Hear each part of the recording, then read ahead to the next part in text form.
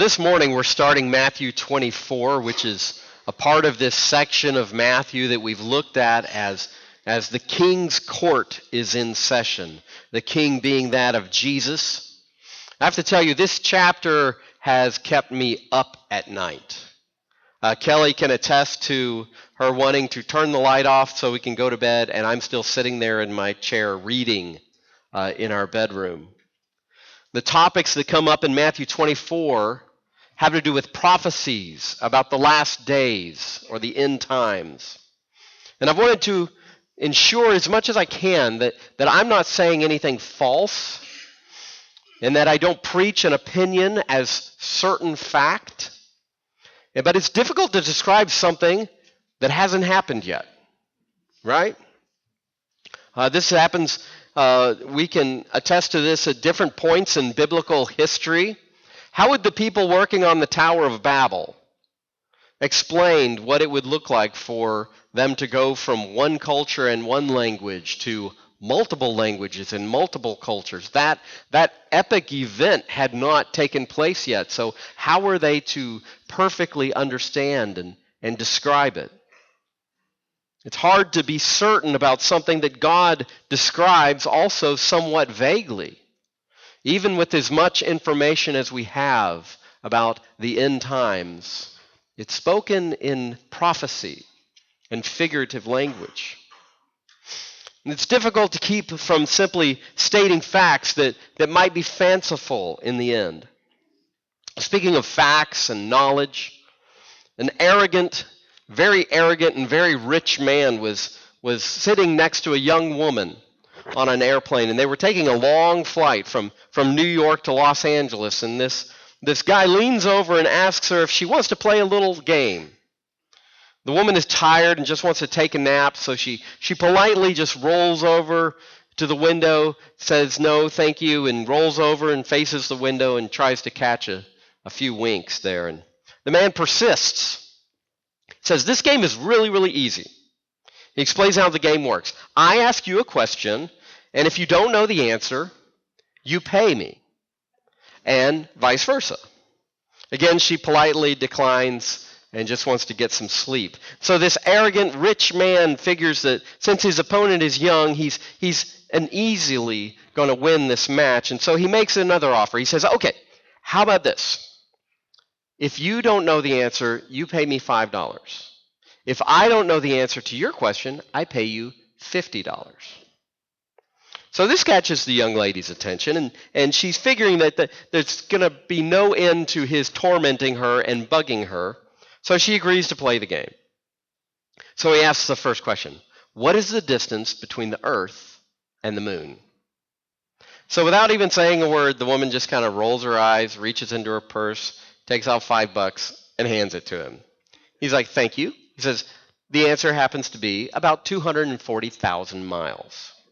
She's kind of like, okay, whatever. Now it's her turn.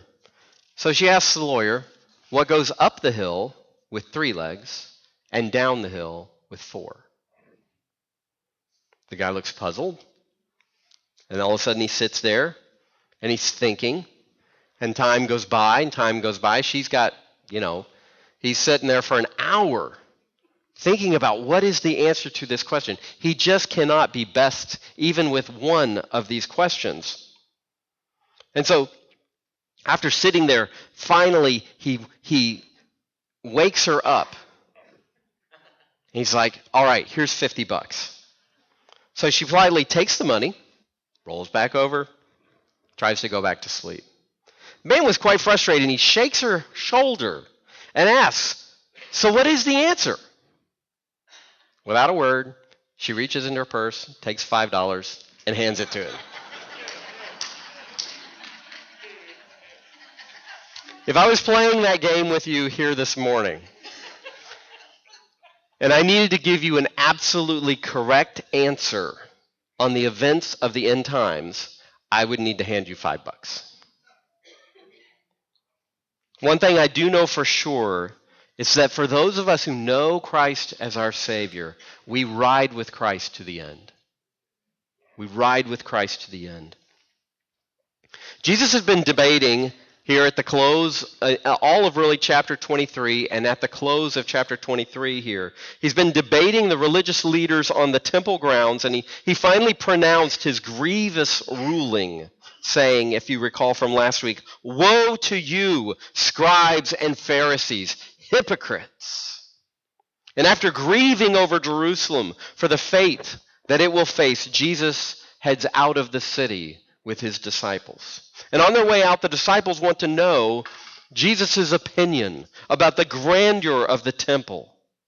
And so we pick up in verse 1 of chapter 24, where we read, "Jesus left the temple and was going away when his disciples came to point out to him the buildings of the temple." So it's likely this statement of Jesus leaving the temple is significant, as he's just talked about it being left desolate, or that term means abandoned. Solomon's temple was considered one of the 7 wonders of the ancient world. It was the pride of the Jewish people around the world. You might think about most religions around the world had many, many temples. And so the money that would be collected from their followers would just be for that region, that district, for that temple. But for the Jewish people all over the world, they gave to the construction and the maintenance and the work on the temple grounds of just one temple in Jerusalem. It was a grand spectacle. And we read in verse 2, "But he answered them," after asking him what he thinks about all of the temple buildings, he said, "You see all these, do you not? Truly I say to you, there will not be one left here, one stone upon another, that will not be thrown down." There will not be left here one stone upon another that will not be thrown down. Most of the Jewish people believed, and even opinions outside of the Jewish people, believed that the temple was indestructible. Its position, it's the way that it was built, its monstrous size. It was thought to be a guarantee of God's future care for Jerusalem. If his temple is here, God is going to watch over Jerusalem. And it's nightmarish. It was a nightmarish idea for the Jews to think of the day when the temple might be destroyed. Yet Jesus describes the utter destruction of it being completely leveled. And from there, Jesus crosses the Kidron Valley to a spot that overlooks the Temple Mount. And we read there in verse 3, "As he sat on the Mount of Olives." This begins what's called the Olivet Discourse. Maybe you've heard that phrase. "As he sat on the Mount of Olives, the disciples came to him privately, saying, 'Tell us, when will these things be? And what will be the sign of your coming and of the end of the age?'" So you've kind of got 2 or 3 aspects of this question. When will these things be? And what will be the sign of your coming and the end of the age? Why do they group these together? As I mentioned, Jesus is overlooking the Kidron Valley and the Temple Mount from the Mount of Olives, and his disciples ask him 2 questions which they see connected to each other. When will this happen? When will the temple be destroyed and not one stone left on another? And what will be the sign of your coming and the end of the age? For the disciples, these 2 events are connected, one after the other or even simultaneous, for 2 reasons. One, Old Testament prophecy foretold the end of the Jewish temple, and that with this event they expected the Messiah to come into his kingdom and reign on his throne. That was their expectation. And secondly, the Jewish people couldn't really see God continuing to work in the world without a temple. It was so significant in their minds to God's activity on the earth that it must mean the end of that present state of time. We have to keep in mind that Jesus is answering these questions as they relate to the Jewish people. I want to share with you the idea of this. Biblical prophecy can be like a bowl of spaghetti. A bowl of spaghetti is intertwined and intermingled, and it would be difficult to look at this bowl of spaghetti and trace each noodle as it's twisting around the others. Similarly, biblical prophecy is usually intertwined. It's intertwining different events and themes as they're described and as the prophecy is given. At the same time, prophecy about Christ's return and the end of the age is a very prominent noodle, if you will, which keeps popping up here and there in the bowl. It could also be thought of as being like a colored thread in a tapestry that keeps weaving in and out.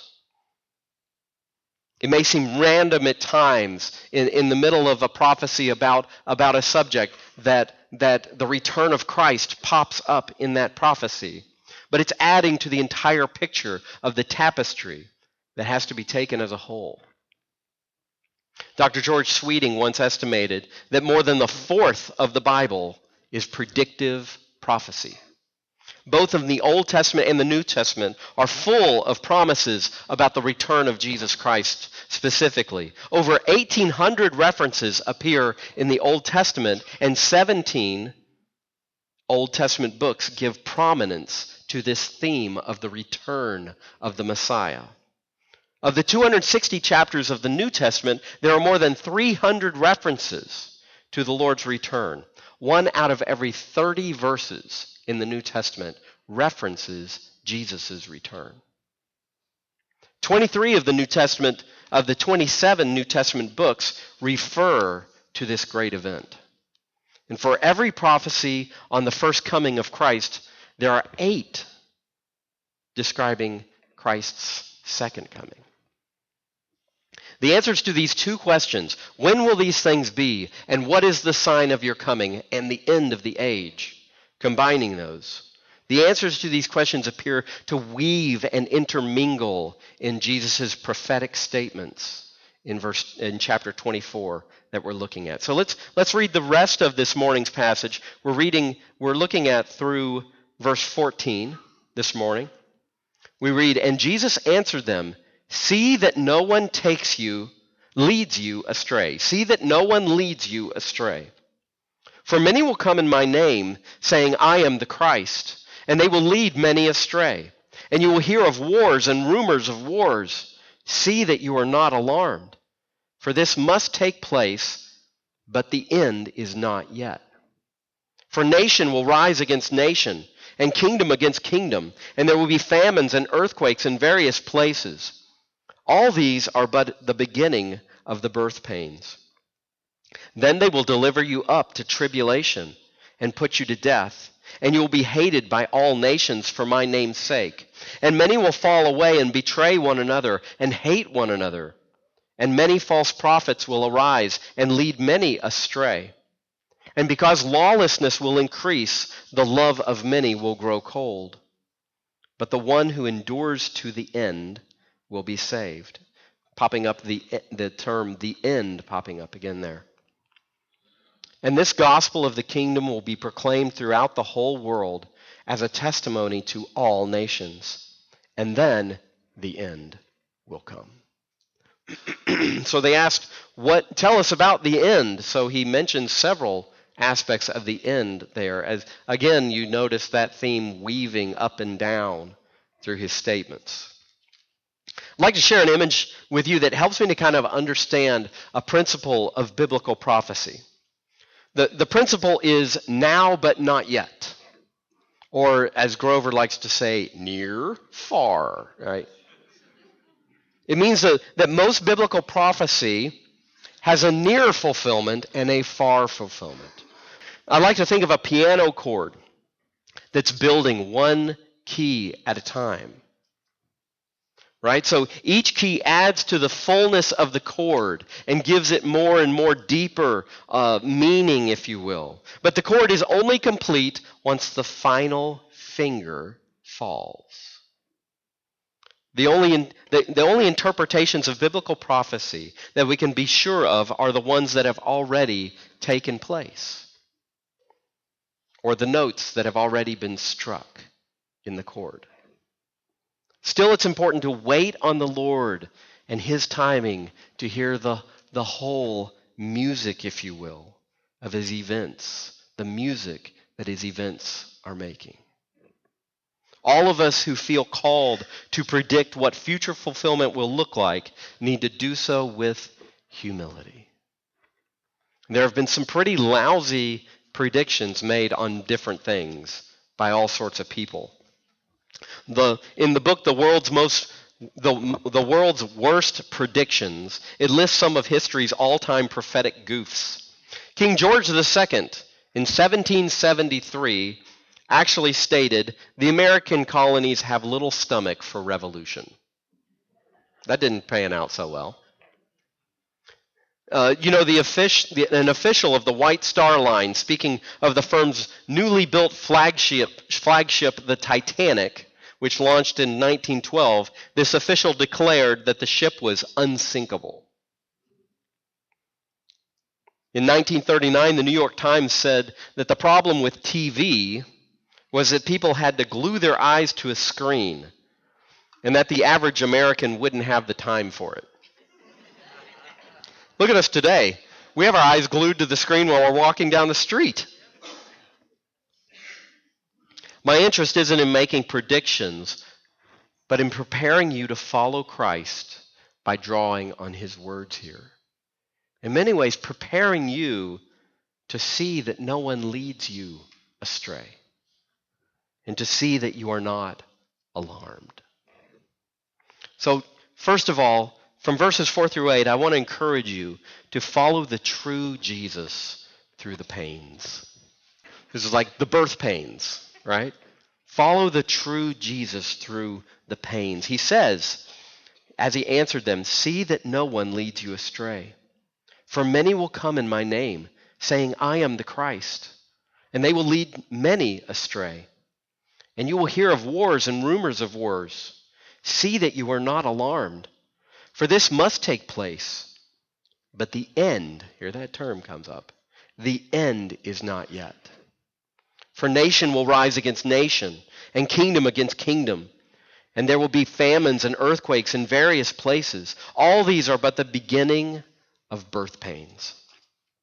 Jesus recognizes that there's many moments when life stinks and just gets stinkier. We see in verses 4 through 8 that Jesus tells his followers to be careful as they follow him. He tells them, "See that no one leads you astray. See that you are not alarmed."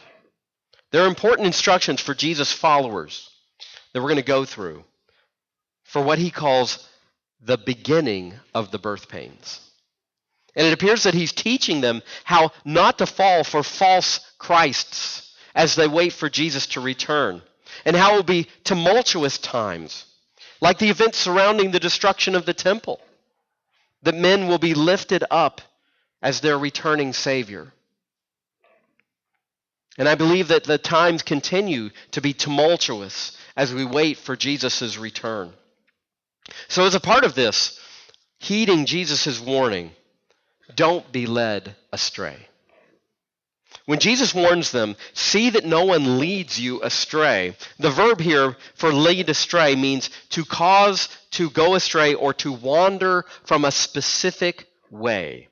Jesus' followers are to stay on the narrow path of following him, of believing his gospel, of trusting him, of waiting for him. What was Dorothy's one instruction while traveling through the land of Oz? Follow the yellow brick road. That's the idea here. Do not go off the path. Jesus is the only Savior. And Jesus is going to be able to do exactly what he says he will be and do. If a person isn't convinced of Jesus' promises, they might be primed for any false Messiah. There's been a lot of well-known nut jobs that claim to be the returned Christ. Sun Myung Moon died only recently in 2012. He claimed to have had 5 million followers, and the Mooney religion is in over 100 countries, believing that he somehow was the returned Messiah. Jim Jones, the founder of the People's Temple, led over 900 people to take their own lives in 1978. Sadly, this is how we started talking about believing something that isn't true as drinking the Kool-Aid. David Koresh, in 1993, led the Branch Davidians. He claimed to be the Messiah, destined to lead his followers through the end times. That was until he ran into Janet Reno. Right now, there's a cult leader actually in Russia that claims to be the reincarnation of Jesus and has a lot of followers. The fact is that these and many others were and will be led astray. And we're to see that no one leads us astray. And in following the truth of Christ through the pains, I want to encourage you, don't be alarmed as the world gets worse. He says, you will hear of wars and rumors of wars. See that you are not alarmed, for this must take place, but the end is not yet. For nation will rise up against nation and kingdom against kingdom, and there will be famines and earthquakes in various places. Jesus tells his disciples that wars and natural disaster are part and parcel of the coming age of waiting. Alan Cranston called the 20th century, the century just 24 years ago that closed, if you can believe it was that long ago. The 20th century was the century of megadeath. Not the band, but of events of mega death. While the century that just closed was thought to be as it opened up, as the 1900s opened, it was thought to be a dawn of a new society without war. It closed with an estimated 197 million people killed by war, terrorism, or genocide. Jesus told them and us, all of these are but the beginning of the birth pains. Birth pains are a term used to describe a time of suffering prior to Christ's return. And this is a description of the events to back up his instruction. See that you are not alarmed, for this must take place, but the end is not yet. Are we seeing signs that Christ could return at any moment? Yes. Are we seeing signs that confirm and guarantee that Christ is going to return in the next few years? No. I say this because Jesus tells us to accept that this broken world acts broken and breaks bad often. As Jesus encouraged his disciples, I think I should encourage you that no world event means that God is asleep at the wheel. And no event means that this world is just at some breaking point and telling us that Jesus is just around the corner, or that he must be just around the corner. And no world event is missing from the list, meaning that Jesus can't return at any moment. Or of course, though, what that imminent return looks like is still debated. All right, so how many returns Jesus will make is still debated. In my opinion, Jesus will return twice. He will return once in the sky and take his church to be with him so that he can work exclusively with Israel as his people again. And he will return a second time to reign on the earth as a complete fulfillment of the day of the Lord. More on my humble opinion next week. So when I was just entering high school, a book was released called 88 Reasons Why Jesus is Coming Back in 1988. It was popular among a lot of evangelicals, partly because its author mailed a copy of it to every evangelical church in the United States. The author is a Christian who is a NASA scientist. He identified a 3-day window that Jesus was going to return in September, either on September 11th, 12th, or 13th. in 1988. I read one guy's account of his experience.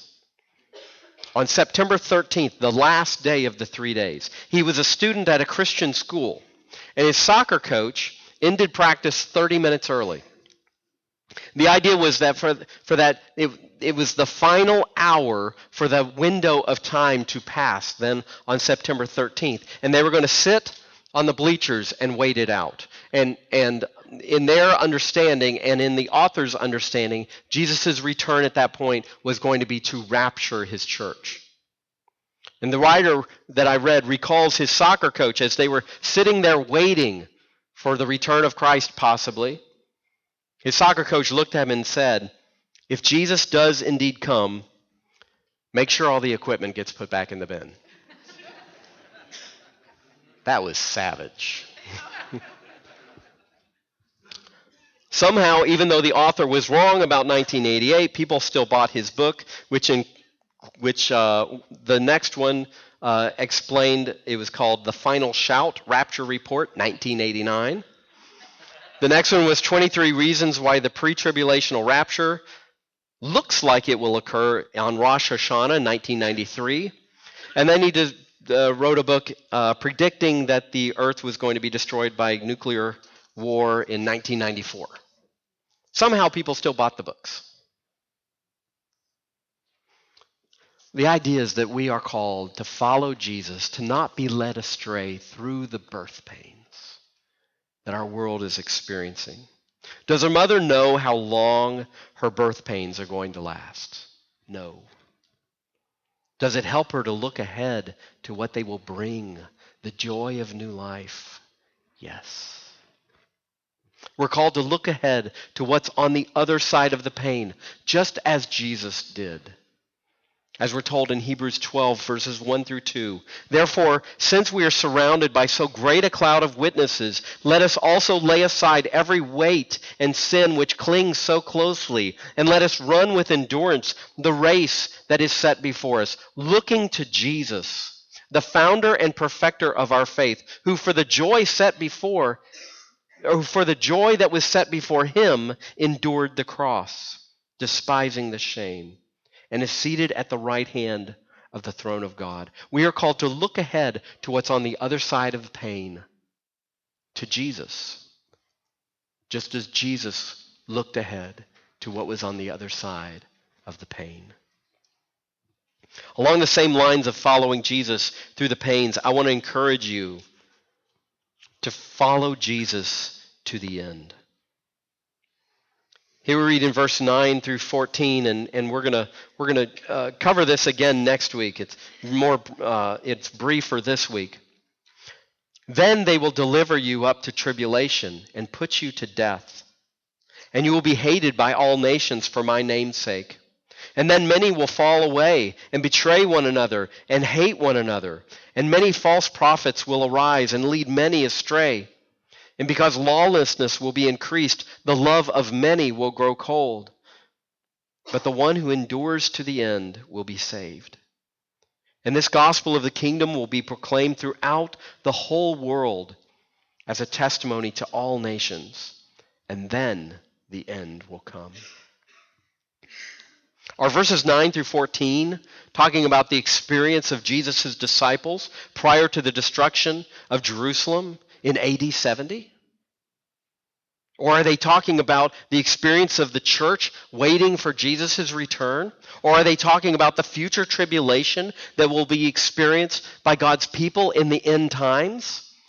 In my humble opinion, I say yes, all of the above. Along the lines of my humble opinion, next week we'll look at these verses and more of the chapter, and I'm going to share more of what I mean by this. But recall the piano chords that we were talking about. The principle is, as this prophecy was given, as often with prophecy, that there's a now meaning and there's a not yet. There's a near interpretation and a far understanding. These verses reflect the experience of the disciples prior to the destruction. Do they reflect the experience of the disciples prior to the destruction of Jerusalem in AD 70? I think that's true. And I think they're talking about the experience of the church waiting for Christ's return. And I think they're talking about the full tribulation that will be experienced of God's people in the end times. Think of that as being like the last finger in that cord falling. For now, I encourage you to follow Jesus to the end. And in doing so, first, you can expect the world to get uglier.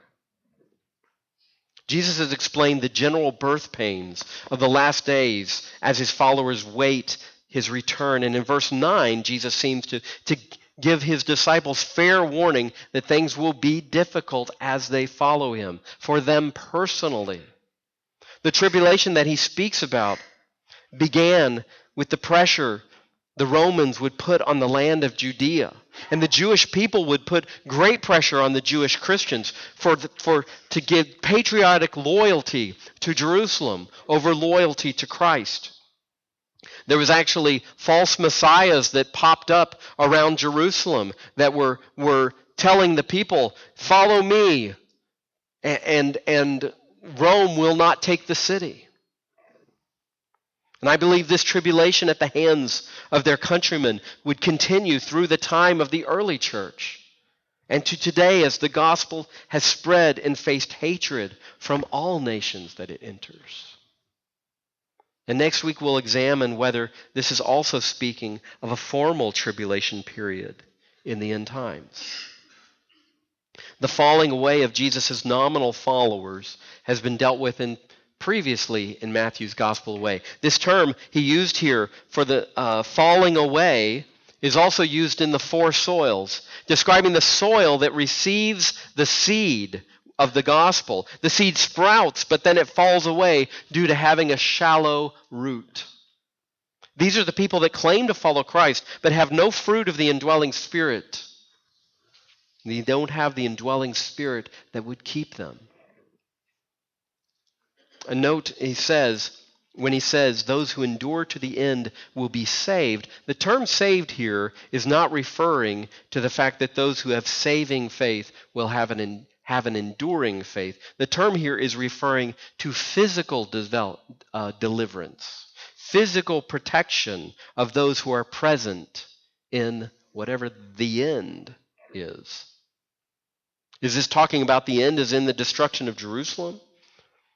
Or the prior to Jesus' returning to rapture his church? Or the end in terms of a great tribulation period? In my humble opinion, maybe. But I believe that the full chord of this statement is the end the disciples asked about. Jesus coming at the end of the ages. This is when the final key will be struck in this chord of this tribulation he speaks of. So lastly, as a part of following Jesus to the end, expect the gospel to be the answer. We need to see that here. Even through the tribulation that Jesus predicts, we are to expect the gospel to be the answer. He says, and this gospel of the kingdom will be proclaimed throughout the whole world as a testimony to all nations, and then the end will come. Here Jesus again appears to look beyond the tribulation of the destruction of Jerusalem. The terminology seems to be keeping with Jesus' disciples being hated by all nations. This is the second place all nations pops up. Jesus is foretelling the gospel outreach that will lead to the end the disciples were asking about. Jesus is coming at the end of the age. And I believe that this is describing the gospel outreach that will be the fulfillment of his command to go into all nations and preach the gospel, making disciples of all nations. And it will start with the early church in the book of Acts. And it will culminate in the end times when the whole world is either following Christ or following the Antichrist. I used to love watching the movie Dances with Wolves, right? It's back from 1999, all right? I could watch it over and over again. I don't know what was wrong with me, but anyways. If you started to hum the theme song, it would like transport me to another place, right? There's this cheesy moment when Lieutenant Dunbar is with his native wife, and she tells him, and it like supposed to be like a native learning English. I go where you go, she tells Lieutenant Dunbar. Every now and then, if Kelly and I are asking if the other one is coming along, the other one might say, I go where you go. Soon after Jesus' teaching here in Matthew 24, after telling his disciples about the tribulation that they will endure, he will tell them in the upper room in John 14, let not your heart be troubled. Believe in God. Believe also in me. In my Father's house are many rooms. If it were not so, would I have told you that I go to prepare a place for you? And if I go to prepare a place for you, I will come again and take you to myself, that where I am, you may be also. He's saying, I am going to come and get you, and you're going to go where I go.